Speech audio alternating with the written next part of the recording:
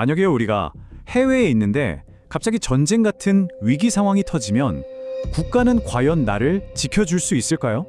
오늘 함께 살펴볼 이야기는 바로 그 질문에 대한 하나의 대답이 될 수 있을 것 같습니다. 분쟁 지역 한복판에 고립됐던 우리 국민들을 구출하기 위한 긴박했던 작전, 사막의 빛 이야기입니다. 하늘길이 완전히 막혔다. 와, 정말 이 한마디가 당시의 그 절망적인 상황을 다 보여주는 것 같지 않나요? 돌아갈 방법이 아예 사라졌을 때의 그 막막함, 바로 여기서부터 모든 이야기가 시작됩니다. 자, 그럼 먼저 상황이 얼마나 심각했는지부터 좀 볼게요. 중동 지역에서 분쟁이 갑자기 격화되면서 수백 명의 우리 국민들이 정말 순식간에 발이 묶여버렸거든요. 근데 이게 그냥 비행기가 끊겼다, 이런 단수건 문제가 아니었어요. 더 어려웠던 건 우리 국민들이 한 곳에 모여 있었던 게 아니라 여러 나라에 뿔뿔이 흩어져 있었다는 점입니다. 이게 구출 작전을 훨씬 더 복잡한 퍼즐로 만들어버렸죠. 바로 이렇게 암담한 순간 대한민국 정부가 움직이기 시작합니다. 작전명 사막의 빛. 이름처럼 칠 같던 어둠 속에 한 줄기 빛이 비추는 아주 결정적인 순간이었죠. 그러니까 사막의 빛 작전이 뭐냐면요, 대통령 지시로 시작된 말 그대로 국가가 총력을 기울인 미션이었어요. 목표는 딱 하나, 군용기를 보내서 우리 국민을 가장 안전하고 또 가장 빠르게 집으로 데려오는 거였죠. 당연히 이런 작전은 혼자서는 절대 못하죠. 외교 채널을 뚫는 외교부, 현장에서 뛰는 국방부와 공군, 그리고 보이지 않는 곳에서 정말 중요했던 현지 대사관 직원들까지, 이 모든 조직이 마치 하나의 팀처럼 정교한 톱니바퀴처럼 착착 맞물려 돌아가야만 했습니다. 자, 계획은 세워졌습니다. 하지만 이제부터가 진짜 시작이었어요. 그 누구도 상상하기 힘든 외교적인 또 군수적인 장애물들을 넘어야 하는 말 그대로 시간과의 싸움이 펼쳐집니다. 이 숫자 10개국 이상, 이게 뭘 의미할까요? 바로 우리 군용기가 목적지까지 날아가기 위해 허가를 받고 통과해야 했던 다른 나라 영공의 숫자입니다. 그것도 그냥 평범한 지역이 아니라 분쟁이 한창인 지역을 가로질러서 말이죠. 그런데 진짜 놀라운 건요, 이 모든 국가로부터 영공 통과 허가를 받아내는데 걸린 시간입니다. 믿어지세요? 단 하루? 이건 뭐 거의 기적에 가까운 결과였어요. 그동안 우리나라가 쌓아온 외교력이 총동원된 순간이었죠. 하늘에서 이런 외교전이 벌어지는 동안 땅에서는 또 다른 작전이 쉴 틈 없이 진행되고 있었습니다.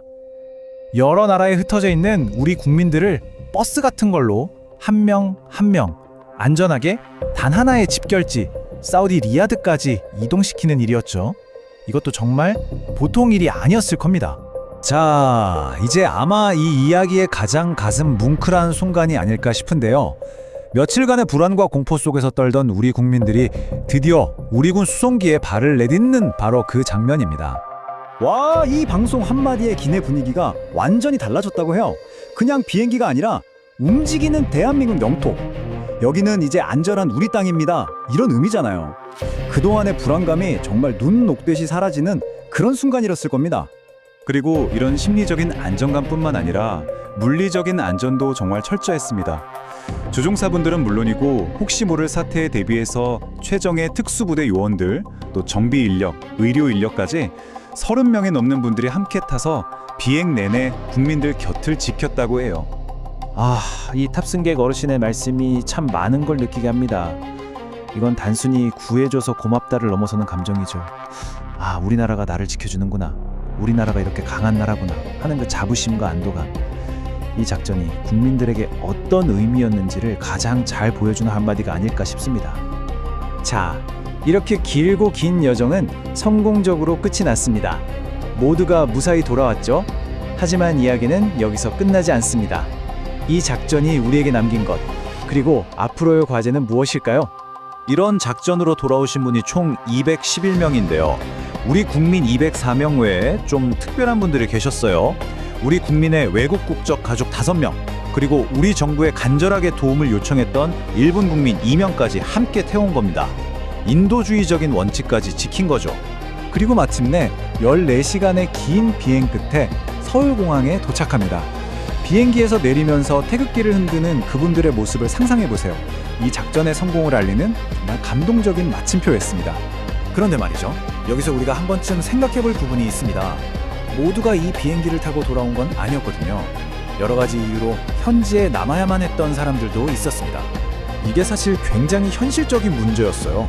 당장 위험에 처해서 무조건 떠나야 하는 분들도 있었지만 항공사 직원처럼 지금 떠나면 생계를 잃게 되는 분들도 있었거든요.